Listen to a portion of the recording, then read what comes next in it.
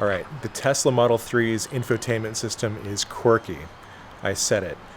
The other day, I was with a family member and I was working on his F 150. It's a 2019 F 150. And what struck me is that the infotainment system in that truck resembles very much that of an infotainment system from a car from about 2008. So I'm looking at the UI and I think, these buttons look terrible. It's just an awful setup overall. And how is Tesla so far ahead? Well, as far ahead as Tesla is with their giant screen, their screen resolution, the UI, there are definitely still some quirks with their system that need to be ironed out. So come with me, take a look. We're going to explore a little bit of these quirks here, why the system is great in general, and how these quirks can be fixed. So yeah, take a look. Let me point out 3 really brilliant areas of Tesla's infotainment system and break those down. Then let's talk about how these seemingly brilliant ideas sorely lack or can be flat out dangerous. All right, so first, the contextual controls. I want to talk first about the windshield wipers.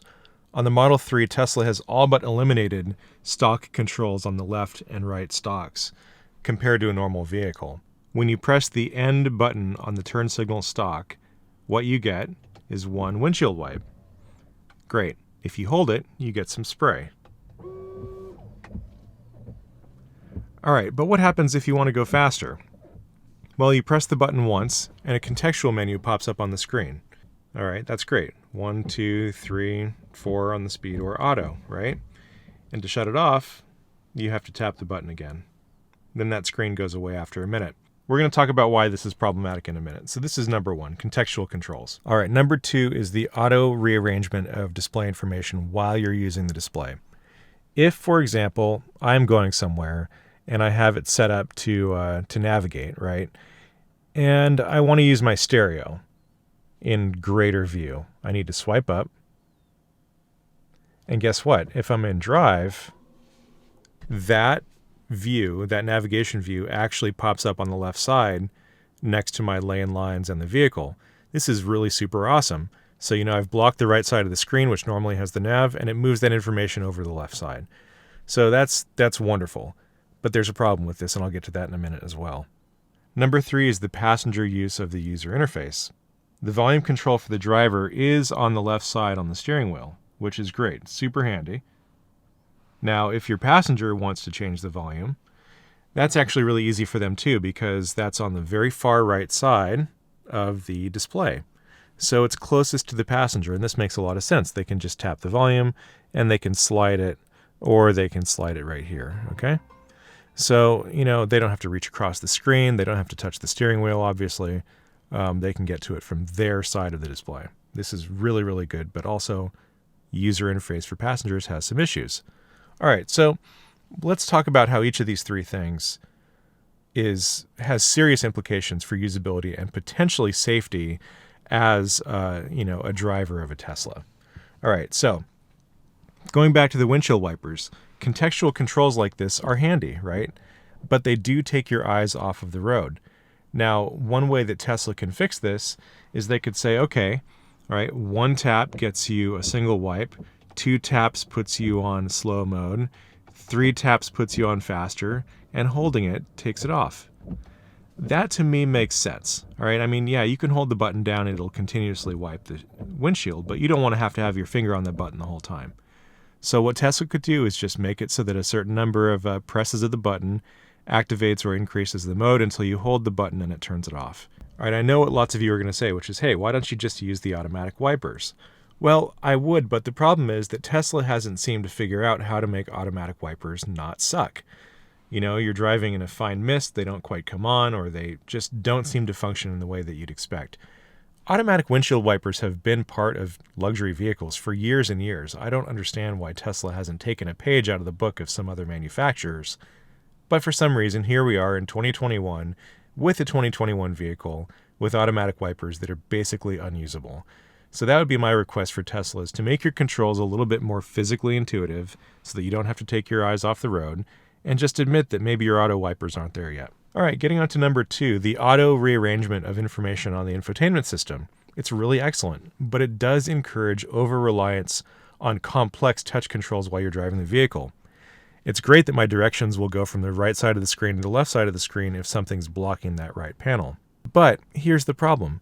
Why does it take an entire finger swipe to maximize my audio panel? I can press the audio button here, and it will hide or show my audio panel in the state that it was in. But why can't that button be used to toggle the size? For example, how come I can't press the audio button and have it toggle between the minimal version, the medium version, and the full version? Okay. Oftentimes, if you're in Spotify, there's not really a whole lot you can do in the minimized version. And that's fine. You can play, pause, forward, back, whatever, right? But when you get a little bit bigger, you really don't get that much more in Spotify either. You really have to maximize the screen in order to get to your playlists, your artists, all that stuff in Spotify. So my question is, if that functionality is relegated to only that maximized setting where you are blocking your nav, why isn't there a way to toggle sizes by pressing this audio button? All right, lastly, we're going to talk about the passenger use of UI. It's very good for the most part. Tesla has thought this out. If you have a passenger entering your navigation information on the right side, it is closest to that passenger. If they want to change the volume controls, it's closest to that passenger. The passenger seat heater button is also on the passenger side. It makes a lot of sense in many ways. However, when you have a single display, as Tesla has chosen to do in the Model 3, and I'm not necessarily dissing the one display mode, it just inherently means that you're going to be unable to keep distractions from popping up if a passenger is using this display. So, if you have a passenger going into climate controls while you're driving, that does affect your ability to see certain things on the screen. And if I put it in drive, it's really no different. It does block your screen. I'm going to put it back in park now. I know people have come up with a couple of different hacks for this. You can get a display that fits right here behind your wheel that takes some of the information from here, like your speed and autopilot modes, and it puts it in front of your face. That's cool, but I think that we just have to acknowledge that inherent in a single screen system is distractibility, and that also comes with the lack of touch controls. That's it for my 3 points. I do want to make one final point here, which is that surprisingly, voice commands are pretty good, but they lack some basic functionality that I would have expected to see in a car of this price and with engineering this advanced. So, first of all, on Teslas, you activate the voice command button by pressing here on the right side wheel, and it pops up a display here that listens to what you're saying and has pretty good accuracy. Now, sometimes I press the button and it doesn't pick up speech the first time, and I have to press the button a second time. All right, that happens occasionally. It happens with Siri, it happens with Alexa, whatever, okay? However, it often knows exactly what I'm saying, but doesn't always have the functionality to match. All right, so it says command not understood, of course, because I wasn't asking a question. But if I say, turn down my seat heater, it says driver seat heater set to high.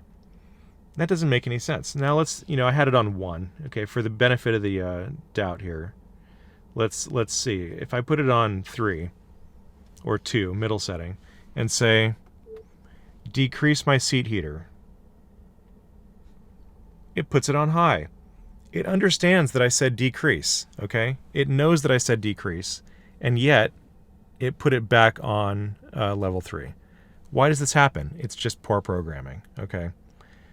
Additionally, when I'm listening to audio, right, I might want to switch from Spotify to FM radio, right? Right now it's on Spotify. I'm going to just play a song, and I'm going to say to the system, FM radio. Doesn't understand the command. 88.3 FM. Doesn't understand the command. Switch to the radio. Doesn't understand the command. That's a really, really basic thing. I don't understand why, you can tell it a song, an artist, whatever on Spotify, it'll play the song. You can just say, play When I'm 64 by the Beatles. And it gets it. It absolutely gets it. So given all that functionality, it should follow that I should be able to switch over to, radio or something else using a voice command, but you can't. My issue with systems like these is that they're supposed to work in a fairly naturalistic language setting. They don't, but that's the original intent of these features, right? Same for Alexa, Siri, Google Assistant, any of these, right? No system out there is perfect, but it becomes challenging when you have multiple of these systems. Say you have an iPhone at home, you've got Echo Dots in your house, and you've got a Tesla. That's 3 different language systems that you're supposed to be able to sort of remember their limitations and different commands for. And because they're all different and they all function differently, you do have to remember what those limitations are for each one. So eventually we'll get to a point where through neural networks or machine learning or otherwise, these systems are going to become a lot more robust. But for now, it's a little bit burdensome on the user to actually make full use of all these systems, because you basically have to go in and learn which commands exist and which don't. Given these are in the manuals, but how many people actually thoroughly read the manual? They see voice commands, they're going to play with it just like I do. Anyway, that's been it for today's video. Thanks for watching today. If you've liked what you've seen so far, please don't forget to click that like button and to subscribe to our channel, Emergent Technology, to see more technology videos. Cheers!